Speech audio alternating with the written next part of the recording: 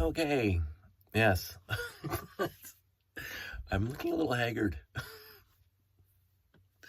It uh it is what it is. I just finished watching the series finale of Discovery, and it's gonna take me a while to process. But here's there's gonna be no, spoilers, whatever. I love all Star Trek.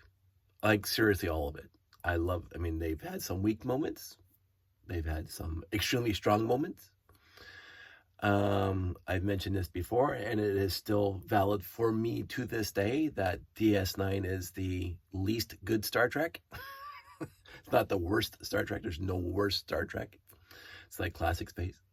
DS9, and everybody is contradictory, and that's fine. Everybody thinks DS9 was the best of Star Trek, and I fundamentally disagree on the premise that it wasn't Star Trek. It took place in the Star Trek universe.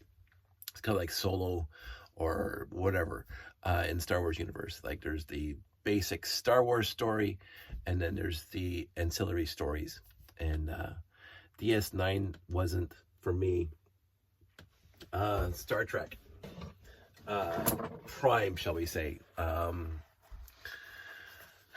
It didn't feel like Roddenberry's vision at all. It took place in the Star Trek universe, and I fully loved it. I watched every episode. I've seen every episode of everything that Star Trek's ever done, including the fan base sort of stuff. But DS9 for me wasn't Star Trek Prime. It took place in the Star Trek universe, and it was made by people who wanted to tell the story their way. And I've always said this, by the way, I am not a toxic gatekeeper at all. I accept the story as the person is telling it to me, the way they want to tell it to me. When people say, "Oh, they shouldn't have produced that," and blah blah blah blah blah, like Lower Decks, blah, blah, blah. No, I'm accepting it as it's presented to me, and I get that it takes place in whatever universe that they're trying to make, trying to convey. And I'm not a stickler to canon overall. I do appreciate canon stories that reference other things in canon, but I'm not saying, "Oh, they blew it because it wasn't, that ruined canon." This doesn't jive with that. Don't care. I'm here for a good story, but also I do appreciate the universe that Star Trek is. And to me, DS9 was the least Star Trek series of them all. Now, don't get me wrong, it's a fantastic 7 seasons. What they did do was great. But every other Star Trek, in my opinion, has been more Star Trek ideals. DS9 wrestled with ideas that should have been wrestled with in other series. I will perfectly say that. Section 31 and doing things badly or wrongly or immorally to get a moral or just action. Like Garrick was one of my favorite characters in the entire franchise. I love Garrick because he did what was needed to be done without worrying about the consequences. But for me, TNG, TOS are my two favorites still to this day. Even though there's a lot of weak episodes in TNG, which I've been watching a little bit lately, and TOS has some really, really odd episodes. But overall, it vacillates between TNG and TOS, which is my favorite. Voyager's in the top 3, probably a third, because TNG, TOS is whatever. I love Lower Decks. I laugh. I love it. It's just beautiful. It's complete. It's a complete fan service, referencing literally everything it can reference. Keep on doing it. Loved Enterprise. Watched all 4 seasons, and I canceled it. But I love the animated series. I watched it when I was a kid. Does it hold up? There are some really decent ones, but overall, for the 20 some odd episodes there are, it was okay. The new stuff, love it all. Strange New Worlds is knocking it out of the park, and Strange New Worlds could potentially take and knock one of those top 3s, but it's 4 or 5 right now. Because I still love my Voyager. I still, again, with all its faults, and again, I agree, there's a lot of faults with Voyager. Voyager is the most Star Trek since TNG. With that, Federation is the pinnacle, and they can do no wrong. So, um, always have the right thing and whatever. And if you follow Federation standards, and you'll get through, which was exactly what Voyager was for 7 seasons. Roddenberry's vision, basically. And that's what I always come to. Star Trek Prime is Roddenberry's vision, utopian ideals and utopian and morals and statutes of doing business and working with people. And Discovery loved it from episode 1. And again, they've had some somewhat bad ones, but overall, it's been consistently good. And for me, and yes, even with the Klingons and blah blah blah, I didn't care. There were good stories. It was a good story. Now, I mentioned this before. Discovery versus Axanar. Like, Axanar would have been fantastic.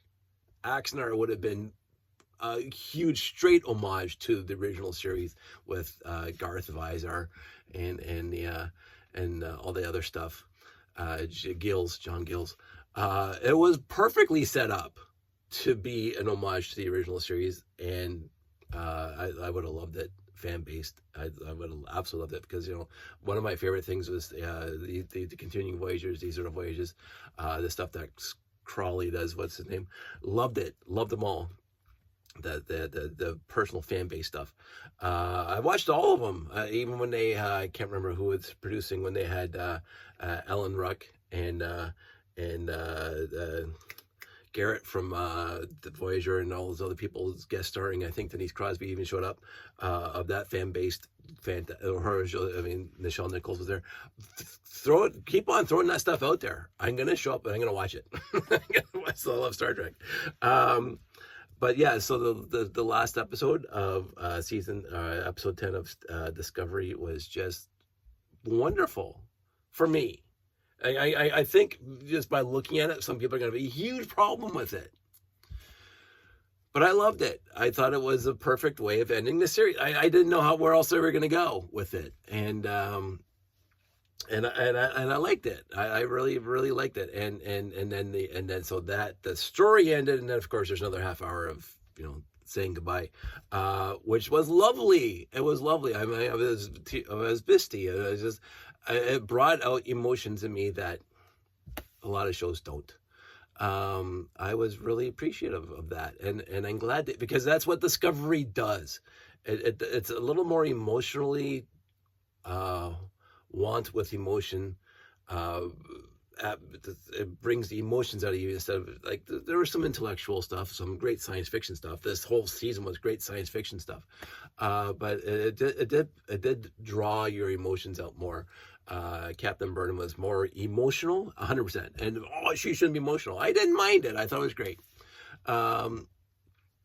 So the last half hour was wonderful, and I really really liked how they did it. Because the TNG ended with the card game, which is nice. The sky's the limit. The card was fantastic.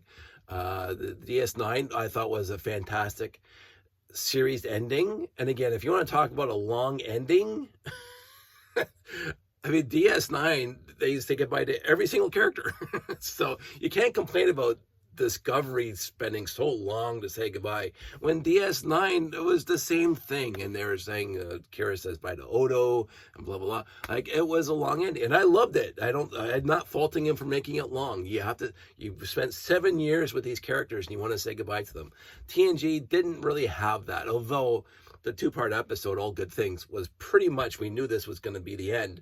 And so you got even Denise Crosby again coming back as Tasha, which I'm going to say the TNG finale was ranking up there with one of the best television finales of all time, because I just kind of drew across all 7 seasons. But DS9 ending, fantastic. Voyager ending, little disappointing for me. The ending of Voyager was very, very, I won't say hugely disappointing. Excuse me, I need a drink. But Voyagers, it was abrupt. I keep on mentioning that. Voyagers, I understand why they did it that way, and it would be hard to do the ending that they did in DS9, which everybody says bye to everybody else. They kind of gave you a false ending at the beginning that it was in the future and everybody's home and they're having the party, the reunion party, and the Doc's got a name. So and then they go back and Admiral Janeway goes back and changes all of history. Go Admiral Janeway, go. Spoilers. I want to see what they do with Lower Decks, because supposedly this upcoming season is the last season for Lower Decks too, and I've adored Lower Decks. It's just been fun from beginning, right from episode 1, season 1. It's been awesome. Just the homages and direct calls to every single thing in Star Trek. I think that's the whole purpose of the show, and so I accept it as such. And up until Discovery this season, and they bring it back on Trek culture, Lower Decks doesn't get referenced in any other Star Trek show until Discovery. They've actually mentioned a few things that were only done in Lower Decks, like planets and stuff like that, which is awesome because Lower Decks references literally everybody. And I mean, they even, of course, they reference the animated series a lot. And you watch Lower Decks, and if you watch the animated series like I did when I was a kid, there's a lot of references to what happened in the animated series that they really, really bring out in Lower Decks again, which is fantastic. The 2 cartoons, but they even reference, for crying out loud, the Nickelodeon. I loved it, and I forget the show now. I'm tired. It's after midnight.